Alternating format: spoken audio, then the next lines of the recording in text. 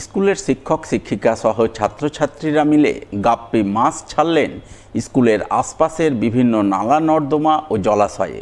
এদিনের এই কর্মসূচির রূপায়ণে উপস্থিত ছিলেন কালাচাঁদ হাই স্কুলের প্রধান শিক্ষক রাহুল রঞ্জন দাস, স্কুলের জীববিদ্যার শিক্ষক কমল কৃষ্ণ দাস সহ অন্যান্যরা।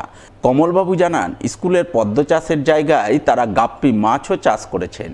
সেই গাপ্পি মাছের কিছুটা আজ স্কুলের আশপাশের নালা নর্দমা ও জলাশয়ে ছাড়লেন, যাতে পুজোর পর স্কুলের আশপাশের এলাকায় ডেঙ্গু মশার প্রাদুর্ভাব না হয়, এলাকাবাসী ডেঙ্গুর হাত থেকে রক্ষা পান। আমাদের যে ওই ছোট্ট পুষ্করণী আছে, সেখানে আমরা গাপ্পি মাছের চাষ করেছি এবং আমরা দেখেছি যে আমাদের স্কুল ক্যাম্পাসটা মসকিউটো ফ্রি হয়ে গেছে, বাচ্চারা মশার কামড় খায় না। তো এই পুজো শেষ হওয়ার সাথে সাথে ডেঙ্গুর প্রকোপটা বাড়ে। আমাদের এই ওলমালদা ব্লকে তো ভালোই সংখ্যায় ডেঙ্গু আক্রান্ত হয় মানুষ। ডেঙ্গু, ম্যালেরিয়া ইত্যাদি রোগ থেকে যাতে আমরা মুক্তি পাই, সেই উদ্দেশ্যে এলাকার পুকুর, জলাশয় এবং ছোট ড্রেন, নালাগুলোতে আমরা এই পুকুরে চাষ করা গাপ্পিগুলোকে ছড়িয়ে দেব।